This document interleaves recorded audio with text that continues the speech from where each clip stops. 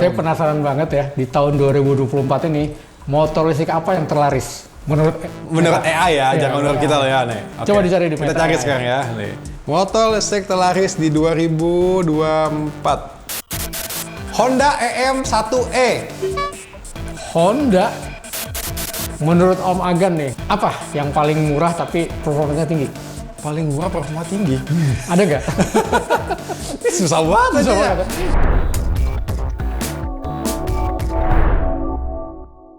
Halo, welcome back to channel Evolik. Channel yang membahas beragam hal tentang electric vehicle. Saya Ibeng. Saya Agan. Kita berdua nih, kali ini kita akan ngobrol tentang wrapping 2024 tentang kendaraan listrik, terutama motor listrik. Iya. Tapi ini karena tren kita sekarang ini udah ada Meta AI ya. Oh ya pokoknya AI lah sekarang. Nah, Apapun AI Om. Jadi kita akan nanya nih ke Meta AI. Ya, boleh. Ntar kita coba kita lihat. Kayak apa? Gitu iya, ya. betul. Nah, buat teman-teman yang belum subscribe terlebih dahulu. Jangan lupa klik tombol like dan tombol bell. Oke, Coba dicari di Meta kita cari AI. sekarang ya. Nih, saya ketik nih. Motor listrik terlaris di 2024. Tunggu. Lagi loading. Nah, udah keluar nih Om. Oke. Coba Dia saya penasaran kasih nih, ada 8 Om. Kalau menurut Meta AI Om. Oke, sebutin nomor 1. Nomor 1 dulu ya. Polytron, Fox R, dan Fox S. Wah, ini 2 motor dong. Iya, oh iya ya, 2 motor. Tapi Ya, oke menurut lah. saya ini bener loh, karena gini, kita lihat dari penjualan ya. Iya. Penjualan itu terutama dari yang situs subsidi di Sisapira. Iya. Itu memang di bulan-bulan terakhir paling laku, penjualan paling banyak itu adalah Polytron Fox R dan Fox S. Oke. Jadi valid dong nih. Valid ya? Valid. Setuju dong kita dong. Setuju. Oke. Sekarang kita bentar Om. Ada detailnya Om. Jadinya dia bilang terlaris di 2024 dengan penjualan mencapai 18.000 unit. Wih, 18.000. Nah, dengan harga 13,5 dan 11,5 juta setelah potongan subsidi. Wih, lengkap juga ternyata ya dia ya. Oke. Nomor 2 nih Om. Sekarang kita ke nomor 2 ya Om ya. Nih. Honda EM1E. Honda Iya. EM1. Iya. EM1 ini kategorinya sebetulnya spesifikasinya ya, Nah. itu mirip sepeda listrik Iya, ya? yang kecil ya Om. Iya. Iya. Kok bisa paling laku? Nggak tahu. Menurut Meta AI nomor 2 tuh Honda Karena terus EM1E. terang aja gini, kita belum pernah, saya ya terutama ya, belum pernah melihat di Jalan, jalanan setuju sama. yang pakai Saya sendiri nggak pernah ngeliat. EM1. Ya. Kalau beberapa 1-2 berseliweran setelah review-review begitu mungkin Iya, ada, tapi iya, itu kalau ada. di jalanan saya belum pernah ngeliat. Buat orang harian kayaknya saya nggak pernah ngeliat sih, jujur sih. Terus dia tulis lagi Om, motor ini dilengkapi dengan baterai model tukar dan harganya 40 juta. Oke, ini gimana nih? Menurut teman-teman, bener nggak nomor 2 terlaris nih? Nah, udah, komen aja di bawah Komen di ini bawah deh. ya. Buat teman-teman gimana? Bener nggak nih Honda nih terlaris? Oke, sekarang kita lanjut langsung ke nomor 3 Om.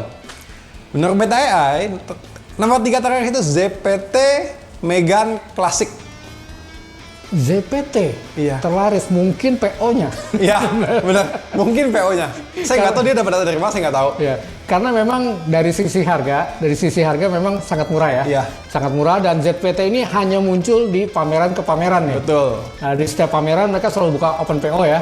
Dan itu memang saya lihatin memang banyak sekali yang PO banyak betul. Ini ada tambahan lagi Om. Jadi motor ini dibekali dengan baterai SLA berjumlah 4 unit dengan kapasitas 60 volt 20 ampere dengan harga 2,99 juta itu. Betul. Dan yang kita di pameran. Kita pernah review juga. Review. Itu memang termurah lah ya. Murah banget itu, murah banget gitu. Ya. Tapi sama juga di jalanan saya jarang lihat sih. Nggak pernah ngeliat saya. Kalau PO-nya ya banyak. Oke, sekarang lanjut ke nomor 4. 4 menurut Meta AI adalah Alpha One. Alpha One. Ini menarik banget nih, karena di Alpha ini ada 2 tipe yang memang jadi jagoannya waktu itu ya, tahun Iya. 2024 ya. Alpha, kemudian muncul Servo. Alpha One dan Alpha Servo ya. Sorry, Alpha One, kemudian Alpha Alpha Servo. Servo. Waktu Alpha Servo di launching, itu booming. Oh iya, awal-awal banget ya betul. Awal-awal booming ya. Tapi belakangan popularitasnya balik lagi Malah ke kebalik. Alpha One. Iya, betul. Nggak tahu kenapa saya. Saya sendiri nggak tahu, cuma kalau rumornya sih Om, katanya kalau buat dipakai harian agak jauh tuh capek Om, yang servo Om. Oh, karena duduknya, posisi duduknya Iya. dia agak lebar begini, kemudian yang di belakang juga agak turun ke bawah. Jadi memang kalau untuk jarak jauh, dari teman-teman Alpha Iya. pada bilang capek. Capek katanya betul. Nah, yang servo ya. Yang servo. Kalau yang Alpha One lebih nyaman katanya. Lebih nyaman. Oke. Sekarang kita Lanjut ke nomor 5. Nah, 5 ini Alfa Servo, Om. Kalau menurut Meta AI. Wow, tadi kita udah sedikit bahas ya. Setelah Alfa One, kemudian baru Alfa Servo. Servo, ya. Padahal waktu awal-awal launching, Alfa Servo tuh booming sekali. Iya, suka Karena lebih modelnya jauh, ya. tidak biasa. Jadi Iya. modelnya ini memang nggak lazim, nggak ngikutin majority ya. Dan dia mid drive. Dia mid drive dan modelnya ini memang unik. Sekarang kita ke nomor 6, Om. Ya. Nomor 6 katanya adalah VR Q1. Dia nggak sebut new atau old. Oke, VR Q1. Kalau menurut saya ini oke juga sih. Oke, soalnya sering banget. Ya sering banget lihat, terutama dipakai ojol ya. Betul, banyak Dan banget memang popularitasnya dari dulu sih, dari tahun 2023, 2022 dan seterusnya memang VR Q1 ini cukup banyak. Betul. Penjualan juga lumayan tinggi Iya. ya. Jadi buat saya kayaknya normal deh kalau dia Normal. masuk dalam apa namanya yang Top terlaris. terlaris. So sering banget lihat yang dipakai ojol, sering banget seliweran lah pokoknya. Walaupun size-nya kecil ya sebetulnya. Iya kecil. Tapi ternyata laris. Betul. Oke, sekarang kita ke nomor 7. Di nomor 7 itu ada gesit G1. Gesit G1 bukan Raya ya. Bukan Raya malah ya. G1, oke. G1 ini memang cukup fenomenal waktu pertama kali keluar karena dia dibilang adalah kreasinya apa namanya sendiri bangsa. ya, anak bangsa lah gitu. iya. Itu kreasinya Indonesia lah begitu karena dimiliki oleh BUMN setelah ambil alih dari Garansindo ya. Iya. Nah, di situ memang oke. Kemudian karena dia yang awal-awal pakai mid drive ya. Betul. Jadi waktu penjualan pertama memang cukup booming G1 dan anehnya adalah ketika penerusnya Raya yang orang nganggapnya bakalan lebih wah gitu ya. Tapi Ternyata malah lebih flop. flop, lebih Iya, turun. Lebih flop malah. Oke. Di nomor 8 ada gesit saya, Om. Wah, terbalik ya. Nah. Jadi gesit G1 dulu baru Raya. Raya. Ini memang karena menurut teman-teman yang di gesit sih yang pakai gesit bilang katanya gesit Raya ini agak tanggung. Jadi artinya kalau dia mau bikin versi lebih murah sedikit dari G1 harusnya turunnya dropnya jauh gitu Iya. ya. Tapi ini dikit-dikit memper-memper kemudian perbedaannya nggak terlalu signifikan harganya. Oh, jadi bikin orang bingung. Tanggung mending langsung Tanggung. aja yang G gitu kan. Betul, mendingan G1. Oke, udah Om. Cuma 8 kalau menurut Meta AI. Menurut Meta AI. Ya. Menurut Om Agan yang sering lihat di jalanan apa aja? Yang saya sering lihat di jalan. Yang banyak itu yang paling biasa yang dipakai ojol, Om. Udah. Volta jelas Volta. Ya. VR Q1, betul. Kemudian Smooth tempur. Jadi kalau kita lihat di 2023 sebetulnya itu memang 3 brand itu yang paling Ya. laku sebetulnya. Jadi Volta yang apa namanya? 401 itu. 401, VR Q1, kemudian Smooth tempur, lalu disusul dengan Suzu ya. Oh, Suzu ya. Suzu. Nah itu memang di tahun 2023 itu penjualannya paling tinggi tuh. Itu yang ojol. Ya. Kalau yang Dipakai umum pun umum juga, ya. sama. Tapi kalau yang dipakai plat hitam biasa, bukan plat hitam itu maksudnya yang bukan Plat ojol putih, ya. oke, ha? Itu Plat putih. tetap Fox Air.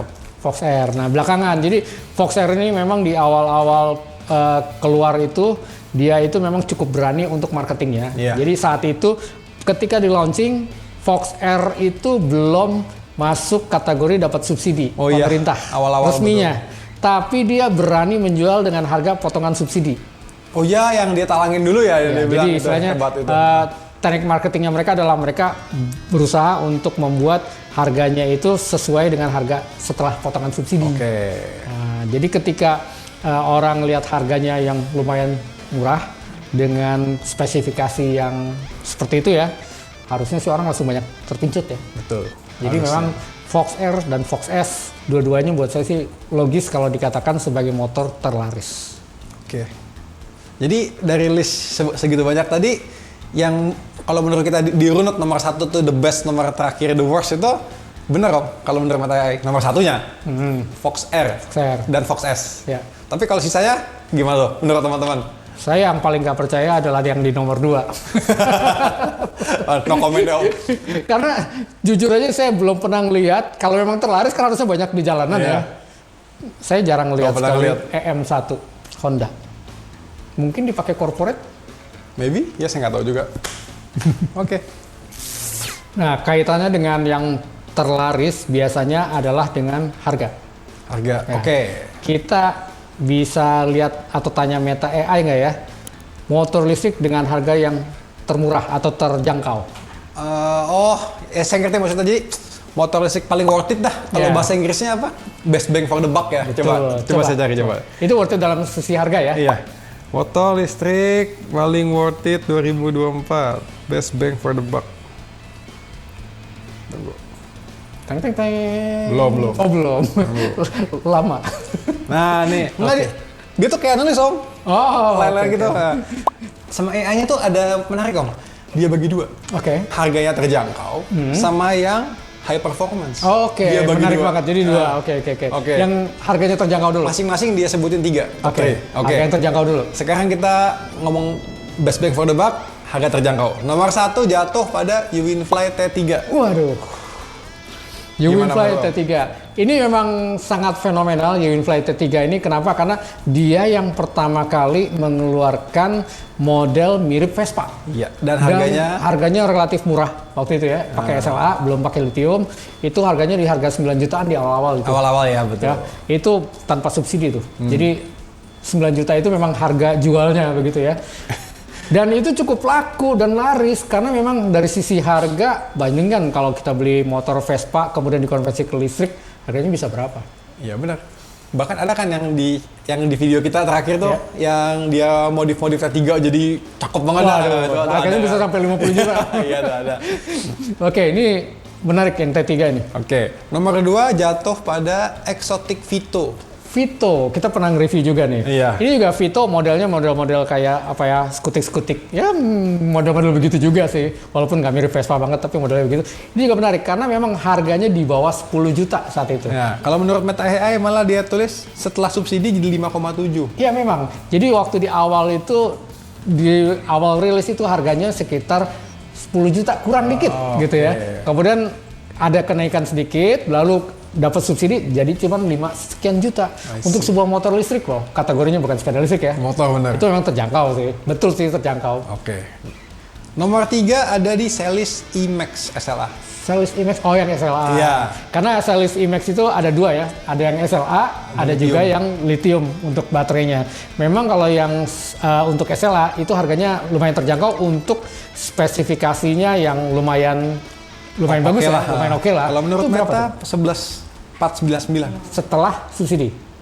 Dia nggak sebut Nggak sebut. Dia nggak sebut. Oke.